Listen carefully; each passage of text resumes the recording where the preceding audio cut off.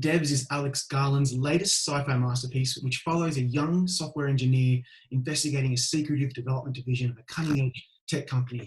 And there's a lot more to it, but I won't spoil it in case you haven't seen it yet. I'm Rob Licuria, Senior Editor at Gold Digby. I'm here with production designer, Mark Digby.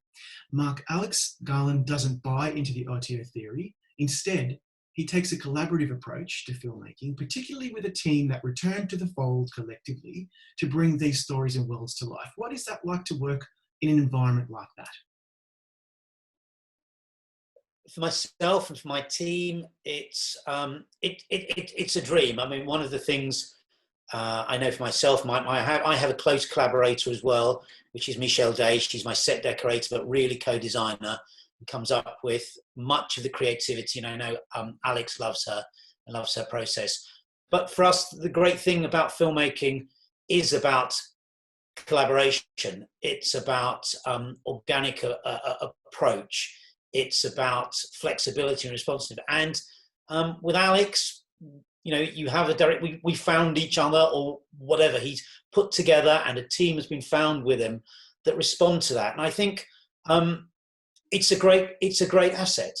And particularly in design and creativity and drama and the visual arts and what we're doing, the ability to have ideas thrown out and work towards the best of them, that is collaboration. I think in my department, I know it's my mantra, and in Alex's as well, bring on the ideas and then we'll decide what's best. Hopefully I feel it's worked for us very well. I think the other thing to add to collaboration is, I think, consistency.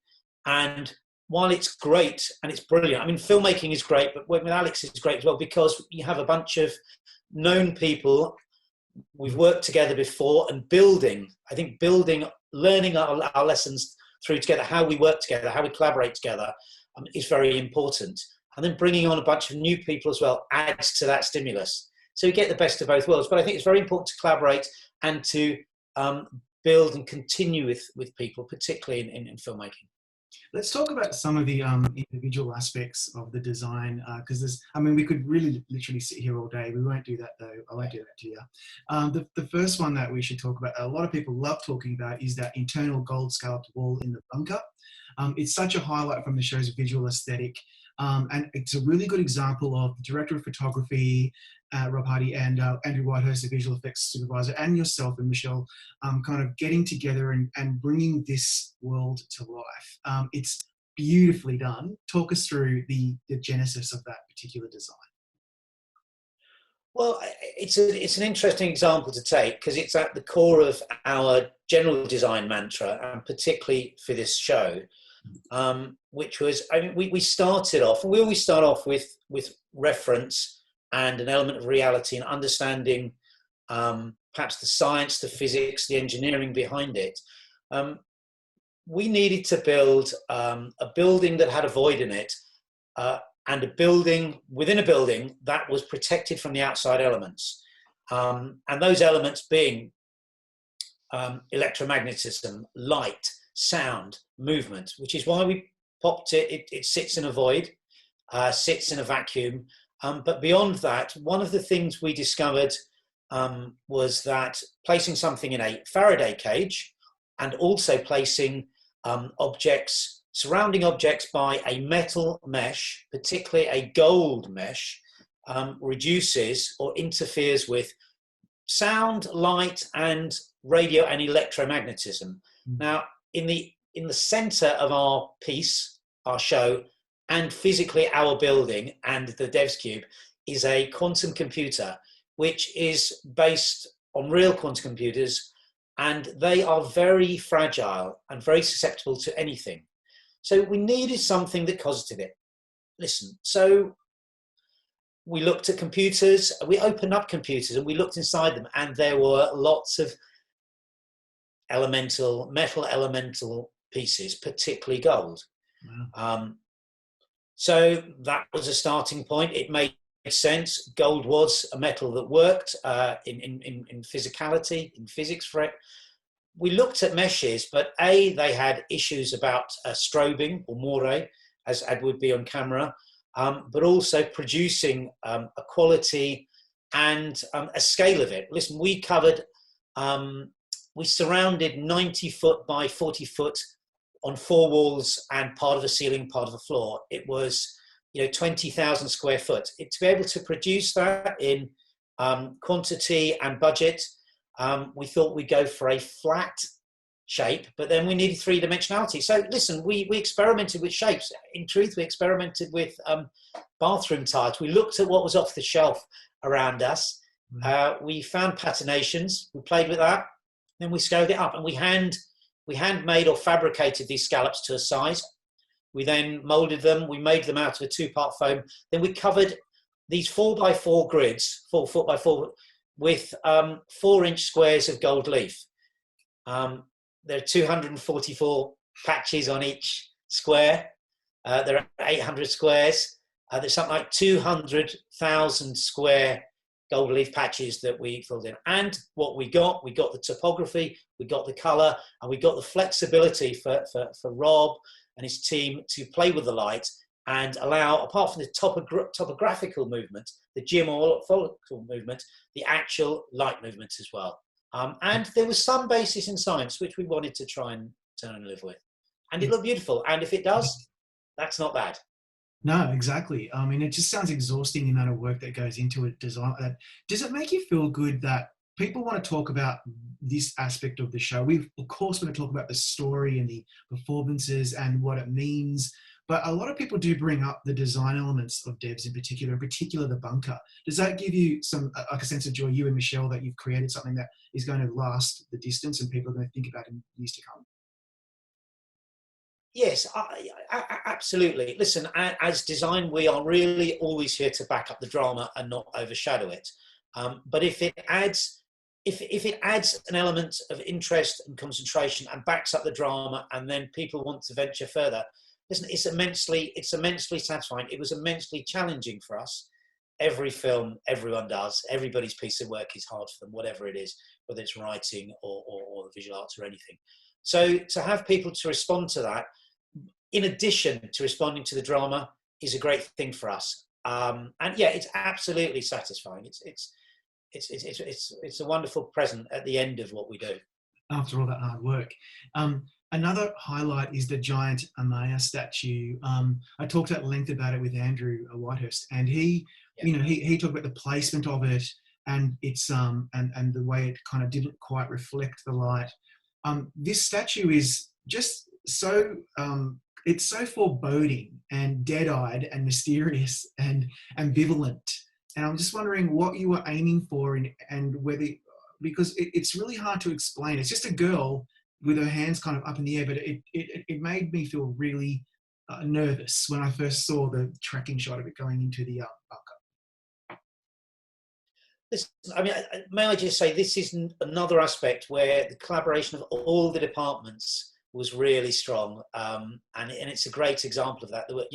There was so much work with Andrew and Alex, and costume and hair and makeup and lighting as well, to carve out what we wanted to do and how effective it would be, and there was lots of discussions about how photorealistic it should be, how sculptural it should be, and its scale. I think we wanted it to be foreboding, not frightening. Yeah, there was lots of discussion about this, and I think we wanted it to be able to link. You always have to have a theme and a thread, I think, to the viewer, and you don't want to tip them too much one way or the other. And there's a great amount of duplicity, I think, that was required for it, multi-layering. I think we wanted at times for people to feel that it is an incarnation, as it were, of his daughter, but at the same time to understand the gravity and the magnitude and scale. Scale is important. The scale of what's happening in our protagonist's life, what was behind him all that. And it was so important to him that it seeped into and was a center point of his company. It was a reminder for everybody, subliminally, the audience and the characters in this show, that there is this big overarching goal that they might not know about, but it's there in the background. So yes, I think it was finding that balance about it being scary, foreboding, but also having some human element to it as well, and some empathetic and sympathetic, and it splits between the two. Yeah. So, it's subliminally a reminder, which a lot of devs and its design is what the owner of this company is all about, and what is happening here. Yeah, and it's that duality. It's a simulacrum, making us, the audience, feel a certain way. Once you see the whole series and you come back to the beginning, you understand what you may have missed, and it's actually quite fascinating the way that the design can do that. Here's another great example, and this is not the first time that we've seen religious iconography in Alex's work and the work that all of you do as a team. But in this one, there's quite a lot of really lovely religious iconography, like the internal rosettes that look like cathedrals, the halos in the trees. Do you enjoy throwing in a lot of religious design in your film projects? I don't think I think of it like that. And in fact, for us, design-wise, I don't think we ever early on made the religious link. It was something that grew in. In fact, I'm quite surprised by a lot of people's response, and now looking at the piece, how they take on the sort of theology of it all. Yeah. So, listen, art across the world has always been influenced by this big societal thing, which is religion. So if you are looking at visuals, if you are looking at three-dimensionality, it is embedded in society wherever you are from, however complex or primitive or your civilization is. So you can't help but look at religious artwork. Some of the greatest minds, some of the greatest artists, whether by chance or by design, have produced works of art that are religious based. So yes, I mean, finding everything from every avenue is satisfying, and finding it steeped in areas that we should expect it to be, but don't expect to be, and using it in a different way is pleasurable. But it was never a conscious effort. So I guess to say that we look for pleasure or find pleasure in it, that's accidental. I mean, the halo rings were never planned. They were a late addition to the design and the set, and they were a response to how do we light a dark or organic area that has no buildings in it at a height and a level that's both interesting and not cliched. And we came to something that might be above head height, ambient and surrounded, and we played around with these ideas, and me sort of came up with this idea of circles of light. How do we fit them in the trees?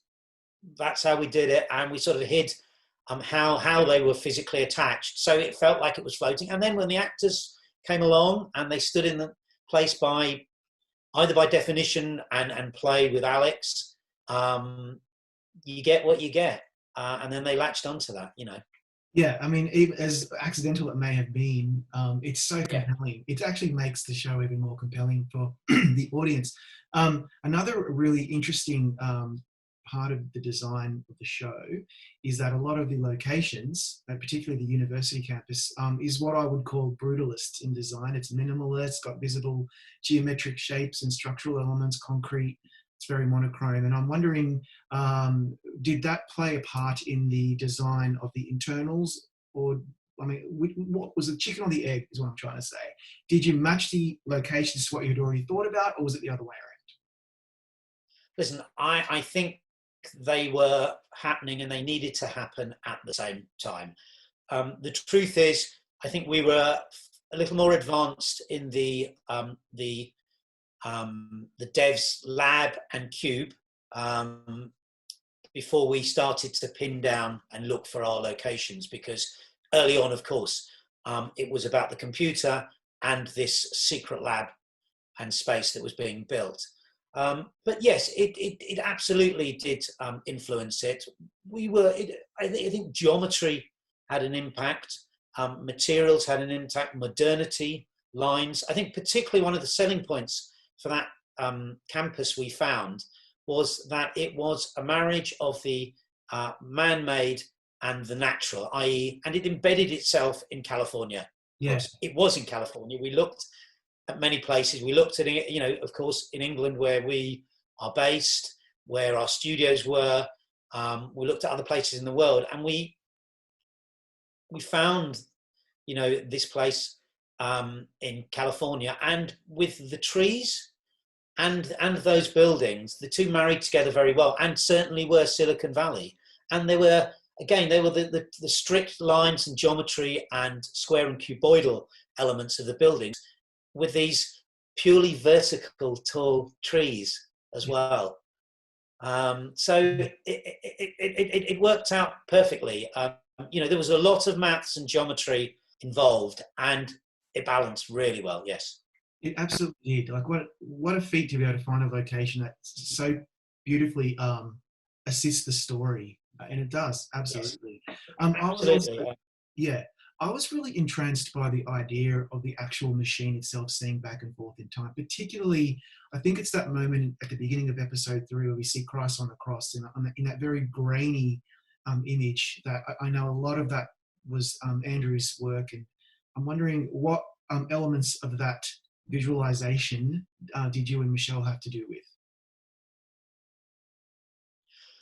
Well, the actual visualizations on the screen, I mean, again, it's a very collaborative piece of work, and it is with Alex. So Alex gets us all in and says, okay, we need this thing.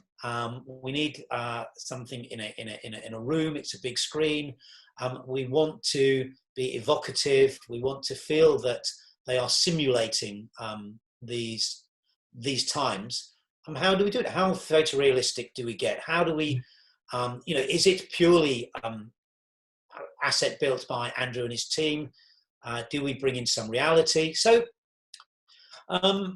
we provided the background shapes and maybe some of the tonal range for Andrew to take it on board and bring on the magic that he brings. So he particularly is concentrating on the substance and texture of that pixelization, how they move, how they come together, the quality of that ether that was in between. And I think we were concentrating on how to allow him to concentrate on that, because we can provide the shapes and the shadows in a way that's definitive enough for him not to have to spend all his resources reshaping and relighting and reforming. Yeah. So we provide the cross, the mound, elements of flame, in some of the other areas, the background walls, furniture, etc. And it's a difficult thing to do because, of course, we're concentrating on the detail we see, and we have to be reminded by Andrew, don't overdo it, guys. It's fine. It's about shape and light and tonality and light and dark, which is normally what we do anyway as well. But it's it was a very interesting exercise to be able to support him in that. Yeah, it was incredibly effective. And I always say the analog versions in episode 3 were more resonating for me and mysterious than the HD versions towards the end. But that's just me. Normally at the end of an interview, we're getting close to the end of time. I usually like to talk about the person's highlight as far as I'm concerned. And generally speaking, most people have know you for your work with Michelle on Slumdog Millionaire, for which you were nominated for a BAFTA. But I actually want to talk about something else, if that's okay, and that's Annihilation. Because to me, that was one of the greatest, sci-fi movies of the last few years. I really loved it. You designed chimeric creatures, mutating landscapes, which turned to this technicolor, like hellscape, where we end up with the alien, for want of a better phrase to kind of describe that thing. What were you most proud of from that film? Well, I think I was most proud of having been challenged and thinking outside of our box. Although our a lot of our work is science fiction based, has become that way. We are not, natural inhabitants of that world. So it was a great challenge to go a little more surreal, and have to do things that were, well, a little more outside of the science box. But again, we looked to science for that. I think probably, in a way, our greatest achievement was, I felt that we filmed that all in England. So those swamps and those areas were shot in Windsor Great Park and in common land outside of Pinewood. So we used the natural fauna there, and we fabricated some trees, and we brought in elements of vegetation outside, and to that we added our own fabricated colours and growths and mutations. And I think it's very hard bringing in the man-made fabrication and placing it alongside real life vegetation. And it was a big worry for us. And I think we pulled it off, and I think most people will believe enough that it was the swamplands of the southern states of America. That was definitely a highlight for us. I think examining our colours and mutations was very pleasing too. I think there's so much in that film that we were really proud of. Yeah, it was. But I think particularly our work on the natural environment and as it were, faking that, I'm very pleased about. Absolutely. Well, Mark, so much. We could literally, as I said, spend hours talking about your design, but I really appreciate your time today. Thank you. Congratulations on a really great work on Debs, and good luck for your future endeavours. Well, thank you very much. Very flattering for your interest, and take care. Everyone go to Gold Derby, make your predictions, click subscribe, and don't forget to watch all of our great contender chats, just like this one with Mark.